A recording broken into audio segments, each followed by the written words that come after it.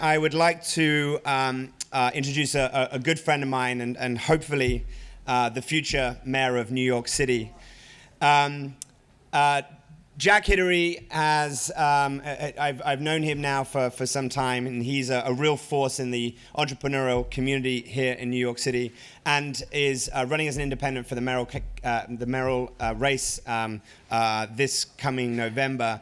And he is here today, took time out of his incredibly busy schedule to both talk to us about why he's running, why crowdfunding is important for economic stimulus and jobs creation, and also what he is doing in terms of embracing crowdfunding for his particular campaign. So please join me in welcoming Jack Hidary.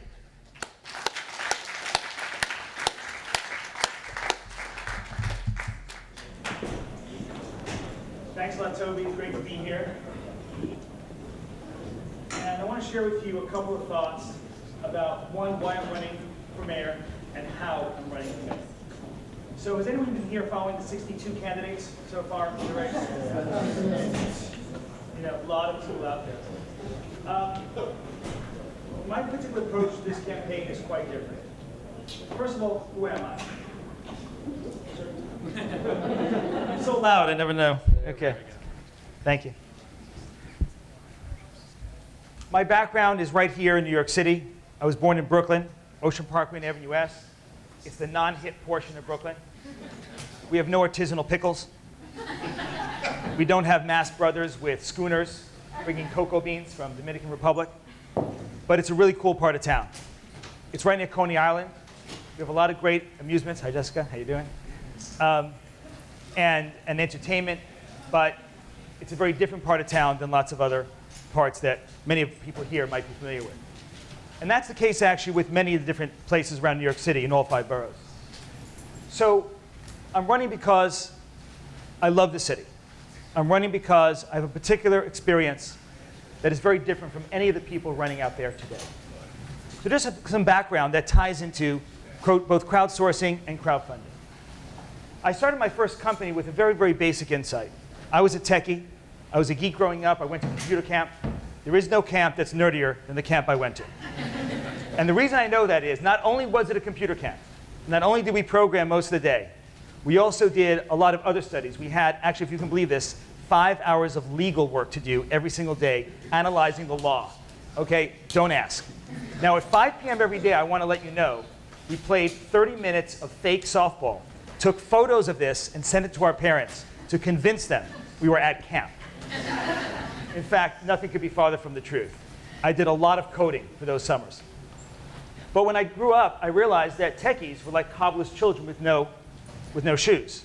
And so techies were building stuff for everybody else. We were building stuff for financial service companies, real estate companies, e-commerce companies. I helped build one of the first e-commerce sites on the web. I think I was the 5th user of Netscape SSL e-commerce. Woo! But nobody was building stuff for us. Who was building stuff for us? And so I decided to create a company dedicated to the needs of techies and developers. And we started actually with the first website called Gamelon. Does anyone know what a Gamelon is? Anyone know what a Gamelon is? The cameraman knows what a Gamelon is. OK, excellent. But can't speak, I guess. All right. A Gamelon is an orchestra from the island of Java. At that time, in '95, Java was launched. And I was there at the launch at Sun Microsystems, had a lot of friends at Sun, and they launched Java. We were tired already, 2 months in, of the roaster and beans analogies. So we decided to go with something else from the island of Java, with a Gamelon. And the idea was very, very basic. As developers, as people who knew C and other kinds of languages, how are we going to find out how to code in Java? And we realized that the best way to do it was not to learn from a textbook. No textbook existed, of course, back then. But to learn from other developers. To everyone to try trial and error, developing little pieces of code, building blocks, Lego blocks, putting it online and sharing it online. And in a sense, also kind of like Reddit today or Dig, voting up and down those pieces of code so the best piece of code would rise to the top. This, let me remind you, is 1995. And so we did that, and within a matter of months, it was the largest site in the world for code repository. Not just Java, but all code. And we developed code repositories for C and other places like that. Gamelon, till today, still exists, is still thriving as a site of content for Java and other kinds of developers. And we built that out into a company called EarthWeb. And then we realized that actually a lot of the needs of techies and developers were not just around content, but around their job, around how do they find their next gig. Some developers and techies want to have full-time jobs. Others want to have gigs here and there for 3 to 6 months. Some want to live in Costa Rica and take gigs over the internet. That's fine. And so we acquired a very small company, about 7 people, called Dice.com, and built it into the largest job site in America for tech and engineering jobs. And we learned a lot of different things about that. We learned that it wasn't just a job board that brought people back. It was the fact that we had information culled from the community about where technology is going. So someone might say, hey, I have 6 years of experience in programming. I'm at this kind of job in this kind of city. How do I get to the next stage of my career? And it was this career road mapping culled from the community, peer sourced. That was why people came back to Dice.com. It wasn't just because once in a while they wanted to go get a job. That was the success and is the success of Dice.com today. And so we learned a lot from that. After Dice, one of the areas I got into was clean energy. Solar, LED lighting, areas like that. Oh, we have a clap there, very silent clap, but a clap. Okay, good. There you go, okay. And clean energy is an area that is nascent. It's been around for a long time, but really hadn't taken off until very, very recently.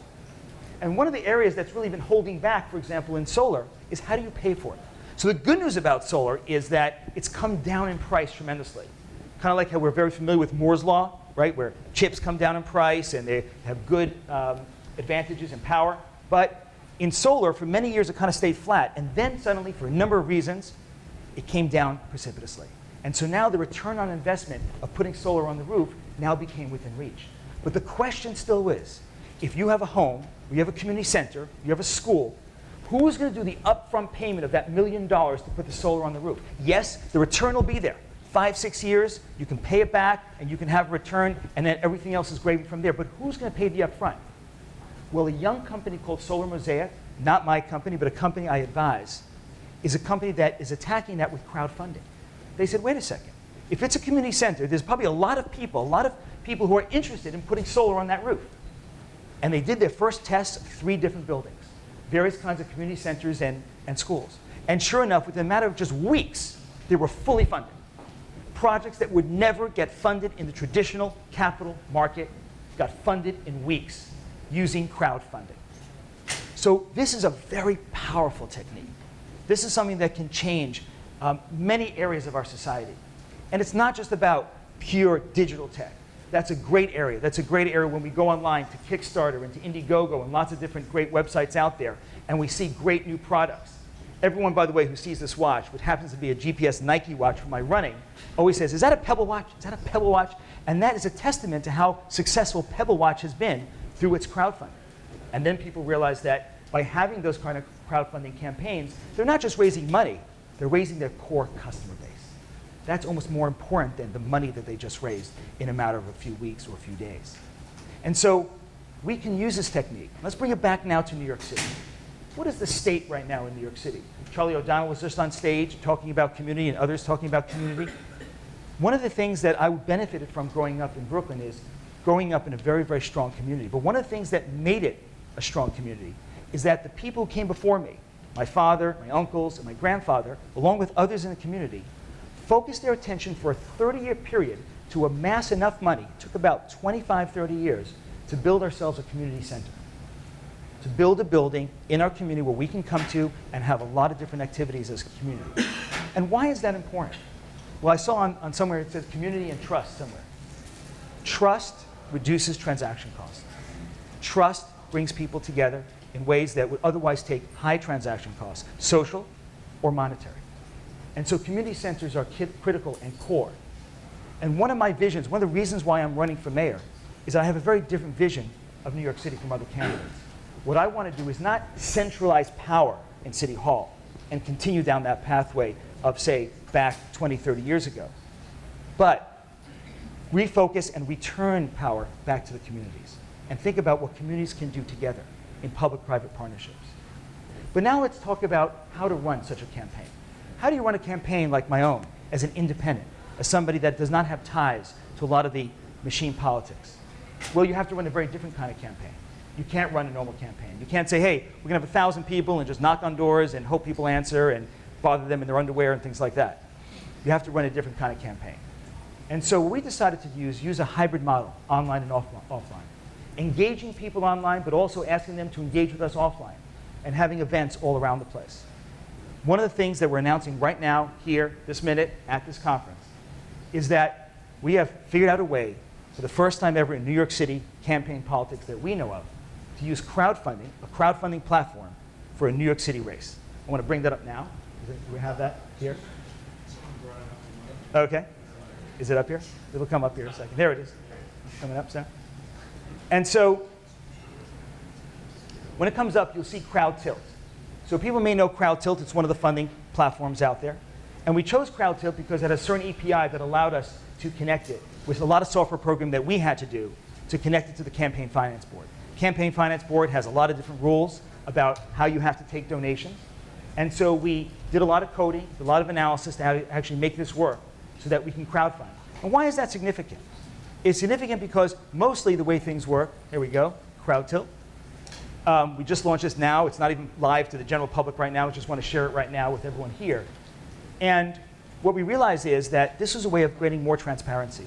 Typically in a campaign, as you may have just heard over the last few days, it takes a month, 2 months, 3 months sometimes to find out how much a certain campaign raised. So you might give a donation now, and months later it has to report to the Campaign Finance Board. We want to shorten that time, increase transparency, have people get an immediate sense that if they go on that site and they give something, it'll be immediately transparent to the community, and they can also see what others are doing as well. So that's an important part of how we're doing this campaign differently. We're reaching out to people in different ways. We're giving transparency as to what we're doing. This is a different kind of campaign. Now let's talk about New York City. Why am I running? What do I want to do? Well, the fact is, we've had a blossoming of entrepreneurship in New York City, in Brooklyn, in many parts of Manhattan. It's been wonderful. But there's many parts of New York City that have not really participated in that upside. And I want to take it all over the place. Not just for tech startups, but for other kinds of startups as well. In my own community where I grew up, in Ocean Parkway and Avenue S, there's well over 70 different entrepreneurs who've created food-related businesses. But the fact is, you can create an app in your kitchen and sell it on the market. You can't create food in your kitchen and sell it to Whole Foods. You need a commercial kitchen. And I want to see, there's already a few around Brooklyn, downtown Brooklyn and Manhattan. I want to see one now in the Bronx, I believe. I want to see more food incubators, more places with commercial kitchens. But let's also marry that with Shark Tank. So people may have seen the show Shark Tank. Let's have, once a month, the buyers from all the major marketplaces come to the food incubator and listen to the pitches of the entrepreneurs. Because when I speak to a lot of my friends who've started food-related businesses, you have Danny Lubetsky, who started the Kind Bar. People may have seen the Kind Bar. Very successful business now. My friend Barry Nailbuff with Honest Tea sold that. Very, very successful business. One of the key obstacles when you start a food-related business is not so much creating and concocting your thing. That's step one. But it's how do you reach the buyers? Let's use this concept of a food incubator to actually shorten that cycle, have people come right away and have the buyers come in a Shark Tank format to hear the pitches of these entrepreneurs. This will flourish and help flourish all these kinds of businesses. We have design incubators. There's one CFDA incubator right now in the city. Let's have more design incubators. Part of the strength of New York City, why is New York City the greatest city on earth? Because anyone can come here and realize an opportunity or a dream. But to too many, it's too difficult. So let's lower that barrier. Let's make that easier. Design is critical to New York City. Jessica's a furniture designer. We have other designers, I'm sure, in the room. Design is core to New York City. We are not Silicon Valley. We don't have to recreate Silicon Valley. We have our own ecosystem, our own way of doing business. We have a diversity of industries, and that's our strength. And so those are the reasons why I'm running. And finally, education. The fact is, most tech companies represented in this room and elsewhere in New York City, what is the #1 chief complaint of many of those tech companies, besides maybe some more bandwidth? Hiring. Someone said labor, right? And so hiring, bringing more human capital in. We're not producing enough of the skilled workers that we need. And it has to start early in K through 12. It has to be the higher ed. Now we have Cornell Technion coming online, which is great. We also have to have retraining right now with all adults, because we can't wait even for 10, 15 years for folks to come. And so we have wonderful programs across the city already. We have General Assembly, we have Flatiron School, we have many, many programs right now. We need more, and we need to distribute them out to the edges. Distribute them out to the edges. And let's bring in the idea of MOOCs. How many people here are familiar with MOOCs or taking courses on MOOCs, right? So Coursera, Udacity. And this is another way of crowdsourcing a lot of different content and delivering that to people. But it's even more successful. I just sat down in California with the leaders of Coursera, Andrew and Daphne. And one thing they found in their data is that when people took their courses on Coursera in a peer-based, face-to-face mode together with a group, their success rate and completion rate was much higher. I'm sure people have had this experience. It's almost like a New Year's resolution. You start to take one of those courses. You have great intentions, but you don't necessarily finish. About 70+% of people drop off when they start an online MOOC course. So we can do things in New York City where we open up those community centers at night. We invite adults in to, on a peer basis, look and watch and view that MOOC video together, but then more importantly, work for the next hour with a TA provided by the city on the problem sets of that particular MOOC. Let them go week by week when you know that your peer is going to be there waiting for you that Monday night, that MOOC night, they're waiting for you to go over the problem set. You're not going to miss that. That's going to become appointment viewing for you, that you need to be there. These are concepts that you don't hear out there right now in this race. Because I come from a different place, and I come from a different mentality and a different framework. It's very exciting to have everyone here today focus on this new great technique. It's been very powerful in design, in terms of design companies, tech companies, and now even solar companies and clean tech companies. We're in a new era. We have new tool sets. But fundamentally, it comes down to the connections that binds us to community. We're a community here. There are many communities around New York City. We need to invest in those communities. And those are some of the ways I want to do that. Thank you very much.